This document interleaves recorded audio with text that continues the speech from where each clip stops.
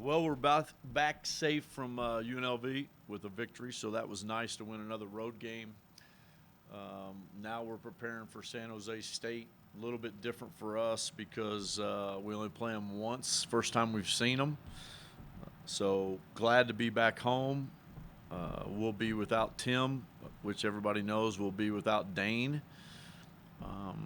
And as you guys know, we'll play a little differently and seem a little different. So we'll prepare a little bit for that today, and try to get ready for our game tomorrow at 4, which I think our guys are excited to be back home. Brandon Clark's a guy that is one of the better big men in the league. Some of the other good, I know Tim Williams is a good low post scorer. Yep. Some of the other good bigs are guys that kind of stretch a little bit. Brandon seems to be most similar to Tim among the big men in the league. Is that a fair statement, or? Somebody has to put stats up for their team. He's a good player. He's an athletic player. He's done a great job for them this year. He's scoring a lot of points. I don't. There's not. I mean, if you look at our league, if you look at the top tier guys, you have Oliver. Caroline really doesn't count because he's a hybrid. You go to San Diego State, Zylan's not really a big, so we don't. I don't think we have the bigs that we've had the years in the past. That's why I think Tim's one of the unique ones, because if you look at Boise, how well they're playing, they really don't have a prolific inside player. Emmanuel's inside and out at Colorado State, so he's one of the unique kids because he's athletic and he can score on the block, he can score going in the basket. He gives you points in different varieties, and he plays hard. And I like his game. I like the way he plays. I think he's a very good player. Coach, it seems like anything they run, they try to initiate through him. Mm-hmm. Is that a fair statement that if he's not touching the ball, they don't seem to be asking the same? Well, they're scoring 69 points a game, so they got to go. They got to initiate offense through him, and I think they do that. I think they do a good job getting him the ball where he needs to score it. But they're kind of a little bit like us in that outside of him, they got to try to get points somewhere else, and that's one thing that we've had to do. We're trying to do. I think all teams look for that second, third, fourth. We're unique in the sense that we have 2 all-league players. But other than that, who's going to step up and score points for us? We don't know that on a game-to-game basis. And I think they go to him. They expect him to score. They expect him to do some things. But other than that, they try to get points from other people. And sometimes that's difficult, like our situation. Do you think Damian Jefferson is one of those guys that can step up? Obviously, had a good game, got the start, had a good show. He's good. He's a good player. He's got a chance to be a really good player. He took advantage of his opportunity. The thing about Damian is that he can always score the ball.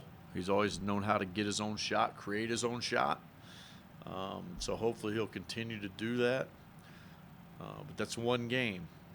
Now, if he can be that consistent the rest of the way out, then we're going to be pretty good. Coach, when Tim is in, obviously you want him to touch the ball. Even if he's touching the ball, good things seem to happen.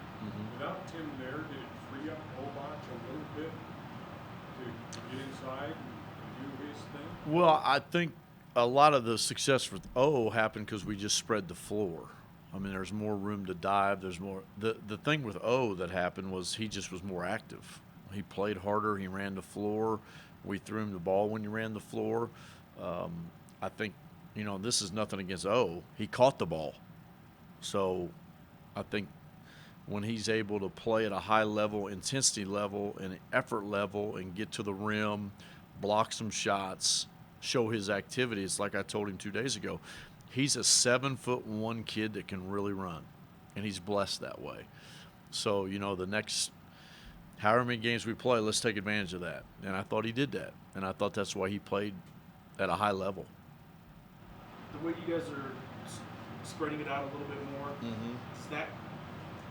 is that conducive to Elijah? Elijah still had a big game the other night, but he's not exactly the slasher that maybe when you spread the floor open and some lanes kind of open up.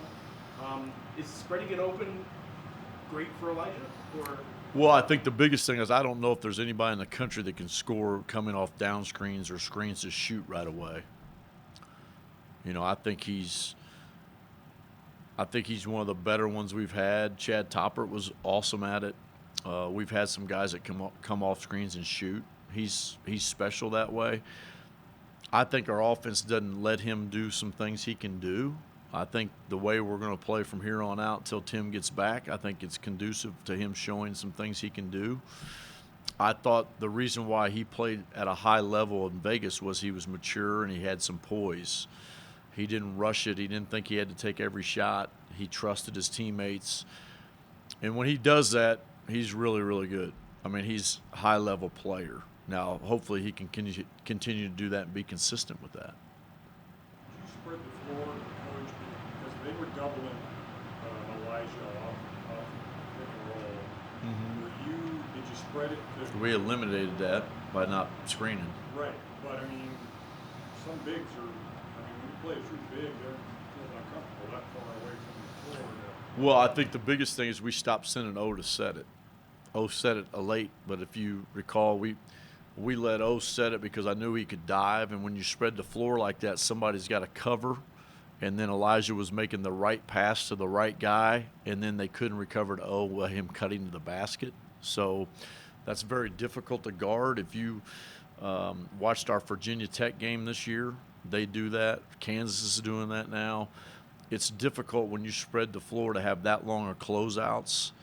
And if your bigs will dive to the rim and you make the right play to the right guy, then he's going to get layups or dunks. So we were just able to put it in quickly, and then they were able to make the right plays. Jefferson had a nice pass inside. He had two of them on that action. But it starts with the hockey pass, or I call it the hockey pass. Not many people understand that. The pass that leads to the pass that leads to the assist. And when Elijah or whoever, Jalen, makes the right pass to the guy that can make the next pass, that is hard to guard when you're spreading the floor. San Jose State is the team that has been at the bottom since they've been in the Mountain West. They're a little bit better now. Is this a game that you have to remind the guys you can't look over anybody, or are they past that because they've done it? Well, we've had some of those games where we struggled. These guys got to understand that you're a half game back and we got to get better. And I think that's what that's the, I don't know, method to the madness. That's what I'm telling them. We have to get better. We have to keep winning at home. We've got a long way to go. We're down 2 starters, 27 points. X is a 6-man that, if he puts in his 6 points, you're talking about a third of your offense. I don't think they have to be reminded, but we've discussed it. What do you want to clean up, Coach? I want to clean up the 10 offensive rebounds they got in the first half. I'd like to clean up. I thought we were outstanding defensively. I thought we played a lot better, but if you recall, I think we only played 3 possessions of zone. So our 3-point percentage was a lot better, and our 2-point percentage was a lot better. We're going to make mistakes in man. Everybody does. But the thing I think that we're getting better at that we have to clean up, we can't make multiple mistakes. We have to – if we eliminate some of the mistakes on coverages and communication, then we'll get better defensively. And I think that's what we've done. So we got to keep cleaning that up. I'd like to see us play a little faster when we're smaller. We had 16 turnovers. If you play a little faster, you're going to be around 15 or 14, but I thought we had 8 in the first half that A couple of them we shouldn't have had. We had some in the second half, maybe. If we can clean that up to 12-14 and play a little bit faster, I mean, we scored 80 points with a 30-year offense gone. So, I mean, that's just throwing stuff in one day before. So, we'll try to add some more stuff today, and that's the way we're going to play. We're going to play both ways because we have Joe and Connor and O. A lot of it's going to depend on the matchup, but the matchup's we're going to dictate the matchup. We're going to dictate they're going to have to match us. And I think that's what we did at UNLV. It just kind of almost backfired because Green had 25. You mentioned after the game that you didn't find enough time for Connor because O was playing so well. Could you play Connor? I should have played Connor. I should have played Connor instead of Joe in the second half a little. I should have done that, and I didn't do it because I went with Sam and O was playing so well, and then you get into a rut because you get about the 6-minute mark and O's playing so well. He doesn't need a rest. He's pretty good. He's got good pace. Then somebody kind of gets left out. Now Connor's played at a high level. Do I think Connor's going? I think he's going to be big for us down the end of the year. You talked about the 16 turnovers, not an ideal number, but probably not much higher than, like you said, you expect when you're playing fast, you're playing 4 guards, scoring 80 points. But back-to-back games, it's 45 points off of those turnovers. Is that just a kind of coincidence, or is something happening that off of the turnovers, are a lot of them right in the fast break? Well, a lot of them are pick sixes. A lot of them are bad shots, surprise shots. A lot of them are turnovers on the dribble, turnovers on the pass, and it's a breakout, fast break transition. It's not a dead ball turnover where we threw the ball away or it's a charge or, you don't. A lot of them are live ball turnovers, and when you have live ball turnovers, that leads to transition. We still need to clean up our transition defense, but it's gotten better.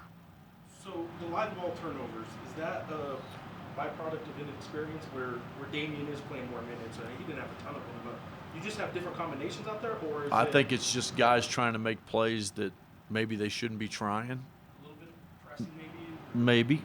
Maybe, but I think I'd rather them be aggressive and confident. Maybe I'm telling them to be too aggressive, too confident. You do have a couple guys that, I mean, not just a couple, several of them are getting back after a turnover a lot of times, I know, but a lot of them are getting back and either Better. fouling, but sometimes Better. blocking. Better, a lot better. But we've changed how we're doing that, so that has a big role in it. Say about Jordan that they're getting free throws at home, they're getting free throws off the road when it really counts. And he stepped to the line and knocked him in. Yeah, I thought he played great. That's one thing that hurt us the 2 games that he didn't play here that we lost in Nevada and UNLV, and I think the 2 games that we played where he made free throws showed what we missed. When you can go 4 little guys at the end and you're getting pressed and they have to foul, and you got, Jalen, who's an excellent passer, taking the ball out of bounds, and Elijah, and, you're going to hope Damian's going to shoot better free throws. But if you have Dane in there, he's shooting 90%. So you can have 4 guys in there that can make free throws, which makes a big difference. But he made some huge free throws. I mean, he made big plays. Is Mathis an option at all in that situation? He is, but it's kind of hard to put somebody in after 38 minutes of not playing. And you can't play 13. If he was an option, I think Adam Cumber could be an option because he might be one of our best shooters on our team. But it's hard to put guys in that haven't played for 38 minutes. Is that good, everybody? All right, thanks, y'all. Appreciate it.